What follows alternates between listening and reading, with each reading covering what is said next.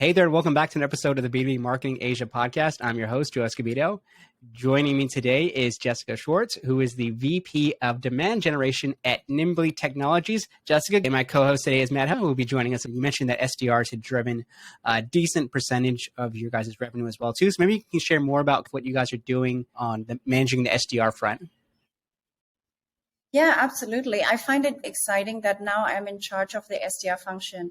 When I was working for my previous organizations, which is Confluent as well as Software AG, and well, in SAP, I did build the telemarketing team, but it was a long time ago, right? 15 years ago or so, where they predominantly relied on actual telephone calls and cold calling. Now things have really evolved. We do a lot of email outreaches and so on. So after SAP, the SDR function was driven by the sales organization. But I'm excited that at Nimbly, I am in charge because all the inbounds is also processed by the SDR team. But what I love is we cannot underestimate the power and impact the SDR team has in pipeline build. Currently at Nimbly, because as you highlighted, Joe, we are quite conservative when it comes to marketing spend. But when it comes to SDR, we empower them with scripts and automation, email automation tools, so they can do personalization at scale. And it has generated stunning results for us in driving pipeline. In fact, the SDR team at Nimbly is the number one pipeline generator for the organization, and we're very excited. One key element of that is that we identify the accounts that we want to go after. So it's not just shooting emails randomly, but we identify the top accounts that matches our existing customer base and would be an ideal customer profile for us. We develop scripts and then enable the SDR team to then request for meetings. And what is interesting, when it comes to email outreaches, reminders are absolutely critical. After the second email, you get a 50% increase in response rate. And sometimes they reply after the fifth email. So then I would always create an email drip comprising of 5 emails for a specific lead or target account. So I don't want to take away all our secrets, but I'd love to hear more about how you structure up those 5 emails. Because like you said, that people will, maybe they'll reply in the first one, maybe they'll reply the 5th one. How do you decide what goes into each email, if that makes sense? Yeah, I've read a lot of books, but also we test a lot of ways in terms of the content, the timing. So the first email would be day 1. The second email would be day 3, workday 3, and then workday 5. There's a whole formula of that. And what is critical is that we focus on lead or account and we identify the benefit for them. What's in it for them? They don't really care so much about our company, and we shouldn't introduce what we do too much, but more on the business outcome for them. And also what I've learned is the shorter the email, the higher the response rate. I've done a lot of A/B testing, and it should be just 3 paragraphs at most, or sentences, I should say. And then you get a higher response rate, and be as specific as possible. Like, I know that we offer a number of things, but we want to be as specific as possible to a use case relevant to the job title that we're after, and the response rate will be higher. So how do we make their life easier, basically? Yeah. So for each use case, do you have one per email, or do you have it like across different emails? Meaning, for example, you're talking about one specific case study that ties back to that use case, and you would include one specific case study in each email, if that makes sense? Or do you? Yeah, so it's repeating that you're focused on this one business challenge that is relevant to the contact that we're approaching, and we stick to that until the 5 emails are over. And the 5th email, to be fair and to be completely frank, it's just, hey, have you read my email last week? I really feel strongly that we can provide value to you. Would you be open for a meeting? And also tricks, providing a calendar link, of course, also reduces the back and forth. We just want to reduce as much friction as possible for the person, the target lead, to book a meeting with us. But we stick on one use case. Okay, and then doing this, right, 5 email, a drip comprising of 5 emails, we get a response rate up to 10%. Which is quite high. Generally, it's 2% or lower when you just send one email out. And then so after you wait for about 3 months, then you can run another campaign focusing on another use case, targeting specifically to the non-responders. And it's perfectly fine. And you might worry about GDPR or so, but because this is automated email, but actually it's personal from the respective SDRs, it's considered a one-on-one outreach, so it is perfectly fine. Interesting. Medha, have you have any thoughts as well? If we could jump in, but I guess the question was around, you talked about personalization at scale and using different automation tools. Maybe you could share a bit more about that. Yeah, there are many out there, but what I use is Woodpecker, and you can include certain phrases specific to an industry or a target persona or target job title. And so you just need to set it up once, and then it will 4 weeks at a time, a couple of weeks at a time. And I was emphasized to my SDR team, while a lot of them are passionate about researching a specific account and doing personalized outreach, real personalized outreach. This takes a lot of effort and time. So I would tell them, fine, you can do that. But at the back, you have to have some automated emails running to fill your meeting targets. And it has worked really well. So running both. So for the very large accounts, if they want to go hyper personalized and very specific, that's fine. But at the back, there should be an automated email running. Mm-hmm. Yeah. Yeah, I think it's one thing we talked last time was prioritization. And then we talked about lookalike accounts as well, too, because you talked about how you put together your list and looking at similar accounts. So maybe you could share more about how you guys decide on lookalike accounts within your organization. Yeah, absolutely. So currently, in Nimbly, we have around 200 existing customers. And so I work with business ops or revenue ops, you might say, and we list down these accounts. Predominantly 80% they're Indonesia. So we're looking for similar accounts across the region. So we're expanding into the Philippines, Singapore, Malaysia. Who am I missing? And Thailand as well, actually, focusing mostly on retail and F&B. So for example, in Indonesia, we are working with Janji Jiwa, one of the largest coffee chains in the country. And so we found similar companies in Philippines and with great success. We share that we showcase tremendous success in a similar company like yours in the coffee chain business in Indonesia. We could do the same for you. And that has worked really well. Yeah, I guess the key is to, what I heard is like yours. So we've worked with a coffee chain like yours. We've worked with, like yours. 70 to 100 stores across the whole country, very similar, and we could deliver the same outcome. And it's proven. Yeah, absolutely. We talked about email marketing and using a specific approach, for example, use case. But then I always feel a point in time comes like there is a content fatigue. For example, in COVID, if you remember, we had this webinar fatigue, and hence we needed to maybe innovate or something. Like, I had a question. How do you overcome such fatigue? Yeah, absolutely. And I continue to try new things and different strategies because I agree with you. Even for me as a marketing head for Nimbly, I get a lot of emails, right? Cold emails, outreaches. They're trying to book meetings with me and trying to sell me things. And I always try to see from the buyer perspective what stands out. And I like specificity, something that is very relevant to me, some statistics and proof points where you share like, we are working with your competitor and they've generated this result. You should meet with us and I'll share you what we did with them, for example. And I'm trying something new as well now, but let's see if it works out or not. It's just launched this week, which is we're providing coffee vouchers. Have a meeting with us for 30 minutes. We'll send you a Starbucks voucher or whatever voucher to have a drink while you have a meeting with us. And let's see if that works out. So we continuously try new things. But again, also, we're all very busy. So it has to be relevant and it has to be short. Like no long introductions. This is what we do. No, it's just we can deliver this to you. Let's meet. Let's jump on a call. Here's the link. Book a meeting with us. You talked about some of the markets in which you're targeting, and Indonesia is one where it's a lot of face-to-face. So if you're already giving them the coffee vouchers, for example, then it's already facilitating that in-person interaction, which is necessary to close a lot of deals there. So it makes a lot of sense.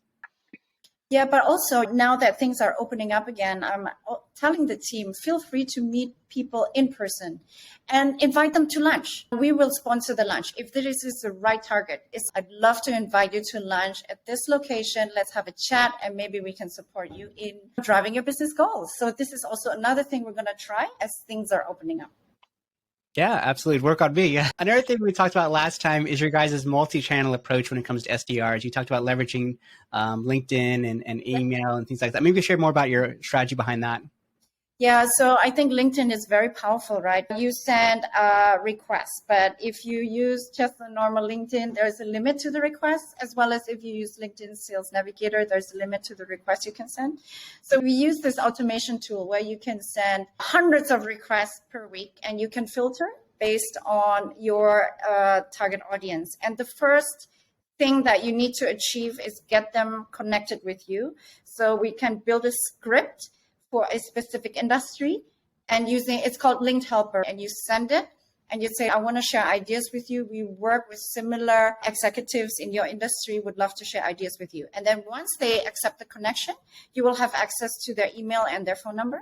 And then you start to engage with them, like their whatever they post on social media, on LinkedIn, and then try to get a meeting with them. Not all reply, but many of them do. I'm curious because I've had kind of different experiences with automation. Do you ever fear or have any restrictions in terms of the amount of invitations or messages that go out? Because LinkedIn in particular is quite strict on automation. And so if they feel like it's an automation platform, they tend to, like, I know some folks who have gotten temporary bans or permanent bans in their account. So oh yeah, like also for email automation, there's definitely on Gmail, right? I believe it's a couple of hundred a day. But then the platforms that we're working with, in this case, Woodpecker for emails and Linked Helper for LinkedIn, it's part of their offering. So they ensure that we do not pass that limit. In case we do, then we are suspended for a short time, but we can activate it again, no real issues. But it is these platforms that show the limit to us. So I believe for Linked Helper, it's 50 a day or something like that. Mm-hmm. Yeah, so it's still okay rather than sending one by one. And the beauty of Linked Helper, you combine it with Sales Navigator, you can really slice and dice and be very spot on with the targeting, which is, of course, really essential. Yeah, geography, job titles, industries. absolutely. And another thing we were talking about last time is how you are creating content, bringing in different customers, bringing them into the limelight, how you're leveraging press releases. So maybe you can share more about your content strategy and how it complements it. As mentioned, we don't have a lot of budget, so I'm forced to be creative. And what I find to be extremely powerful is having the customer promote for us. So it is my job then. I work with the customer success team, identify customers who have seen tremendous value from the solution. I would reach out to them. I would write a press release. I would write a blog, a case study. And some customers, they welcome this. Not some, a lot of them, they love this exposure because it also shows their success in investing in this initiative with us. And it's truly win-win. And also what I'm building now, which I think is underutilized across the board, even in the larger companies that I worked with before, is really building a reference system. Because happy customers, when they refer or similar people in their line of business, in different companies, it's a quick win. They convert easily and they come in recommended. And we've seen such success. And now it's my job to systemize it, this reference. So that's another element. So one is exposure, but one is rewarding them for references that they bring in. That's exactly what I was going to ask you as well, too, because our business has essentially just grown a lot through referrals and recommendations. You talked about systemizing and rewards. Can you share more about how you reward them? Is it like Amazon vouchers? Is it like Starbucks vouchers? What's the mechanism behind it? I'm working on that, but of course now there's these compliance issues and stuff. One of the things is we can provide free services for the customer, for the company of the customer. So I'm now exploring, and I'm not sure whether it is allowed or not, but actually giving a commission. It can be to the person or it can be to the organization. So I'm still cooking it, but it should be meaningful. The reward should be meaningful. Yeah, I think, like you said, you do a lot of experimenting, whether it's a monetary one or a free service or even like highlighting them in your upcoming case studies and things like that. I think all these are value adds that could be potential. So I think, later down the road, we can find out which one, like based on experiments, do you find is most effective in driving referrals? Because I think that's what most organizations, whether they're service-based or technology companies, are trying to figure out, how to, like you said, use your customers to sell on your behalf. And I think you guys do a brilliant job of that. Yeah, I know in Software AG or in SAP, they had a reward system where the customer can collect points and they can exchange the points for a value when you buy something more from the organization. And it could be services, or it could be even a license, or it could be conference tickets and so on. But it did not cover when you refer someone and then they buy the product. So it's just reference activities when you entertain a call for potential customers. So what I'd like to initiate here at Nimbly is to reward them when they introduce us to a lead and the lead becomes a customer, and reward them handsomely for it. Yeah, no, it sounds great. Yeah. Another thing you guys are doing is leveraging your executives on LinkedIn and other platforms. This is something I'm constantly telling smaller startups to do, is to leverage your founders in that. So maybe you could share more about how you guys are leveraging the founding team and some of the executives at Nimbly. Yeah, so far I've just leveraged our founder, Daniel, and position him as a thought leader. So what I have done, because I do have connections to journalists from my past roles, I would pitch stories to them, but I would do a lot of research because the content has to be valuable. And luckily it's been picked up. So one area that he talked about is digital transformation from his viewpoint across ASEAN.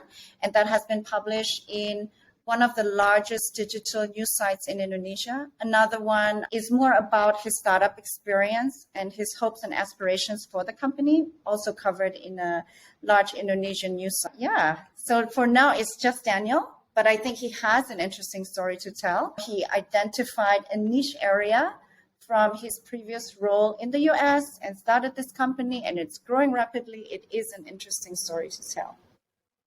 Yeah, I think this was something that more startup founders should be doing, because, you think about it early on, like they are the brand, and so they have to build that story on early on. So I love that you guys are doing it. One other thing, Medha, feel free to jump in. Otherwise, another question I had is around SEO, which we talked about last time. So SEO actually is a long game, right? And especially for smaller, it would be hard to compete to the larger players who invest in certain keywords. But there is a shortcut to it, which I uncovered, and it's a big secret. Okay, but let me give you a hint. So if you search something, a phrase on Google, more often than not, the first thing that comes up is tips when there is pointers, 1, 2, 3, 4, 5. For example, key strategies for operational excellence. The company that publishes a blog giving the 5 tips, they will appear on top. So this is a sort of like a hack that we've discovered. And for certain keywords, then Nimbly comes on top because we use this tactic. And this is driving inbounds. And interestingly, inbounds from all over the world, because even from Europe and so on, because we use this strategy. Yes, I'll keep it between us, but I know what you're talking about. We leveraged that with a previous client, and yes, it does work, because, like you said, it gives you opportunity to structure it in a way. I won't share everything, but you can structure your pieces in a way such that it is easier for Google to pull out lists. So That's right. Yes. So whether it's list or commonly asked questions, you have to, please go ahead. Yeah, so it's list and tips and tricks, and it should be numerical, 1, 2, 3, and then it will show up on top. Yes. I think that's something, going back to what you're saying, maybe I'll share, I won't have Jessica share, I'll share, is when you're searching for a particular keyword, you want to see what results are showing up. So is it a FAQ? Is it a commonly asked question? Is it a list that's showing up? Is it a video? Is it an image?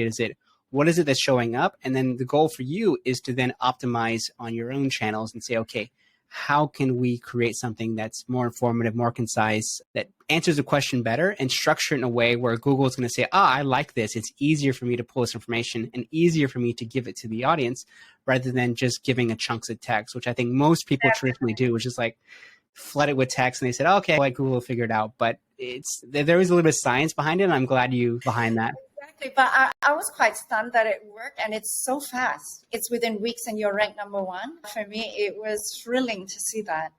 And that translates, as mentioned, to inbounds. But it has to be, of course, related to what you have to offer. And there should be a call to action at the end of these pointers or points that you share. Yeah, it's very cool. Yes, absolutely. I know exactly what you're talking about. Awesome. Medha, anything else that comes to mind? Anything you want to, Yeah, we talk about like you're getting traction from all over the world, but then I had a question about personalization when we are doing business in Asia.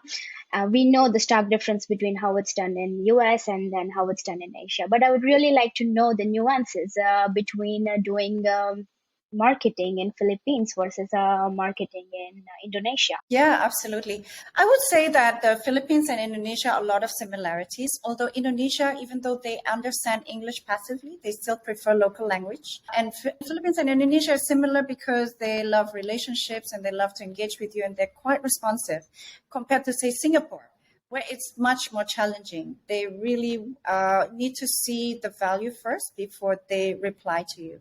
So it's a much more mature and challenging market. But yeah, local language and also having a local number. And there are tools that you can provide, which today I will do to my SDR team.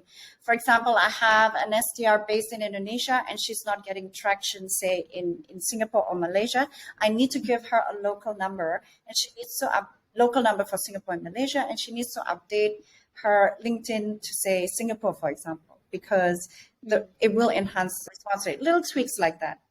But Southeast Asia, relationship-based, very open, but Singapore is just a bit tougher. you talked about Singapore being the most competitive one, so I imagine that they're getting flooded with, like you said, the most message requests and invites and things like that as well, too, where a lot of the other markets are a bit more nascent. They're still growing, so they may not be flooded yet with a lot of the different players.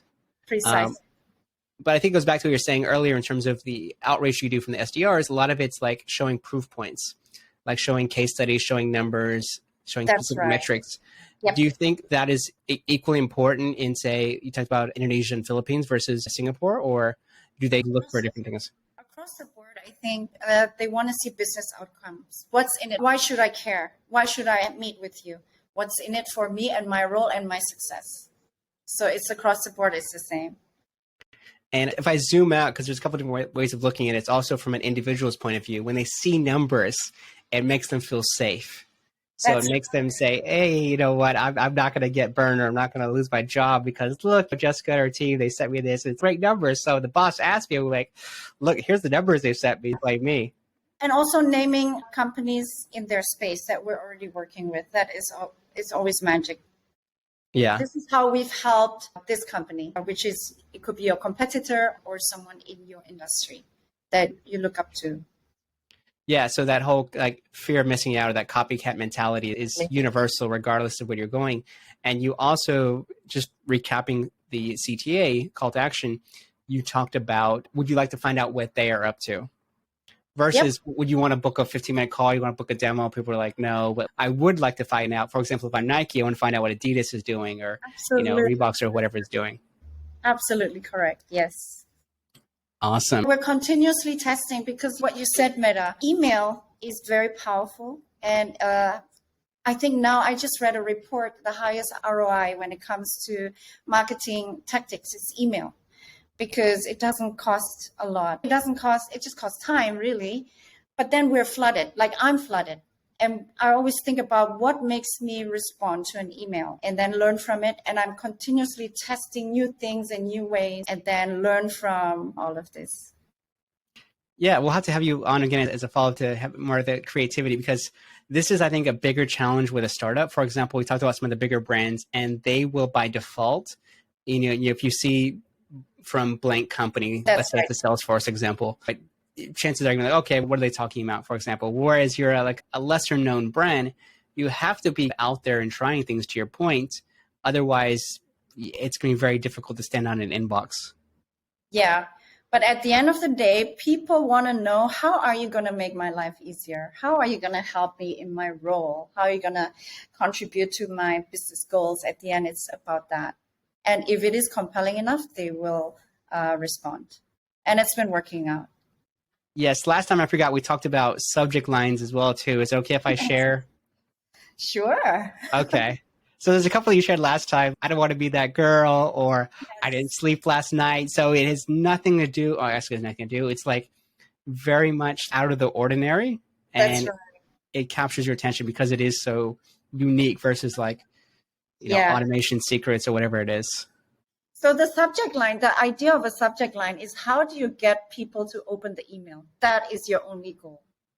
So then I try different things as well, like what you mentioned, right? I didn't sleep last night, but you try to sync it to the content that you're sharing.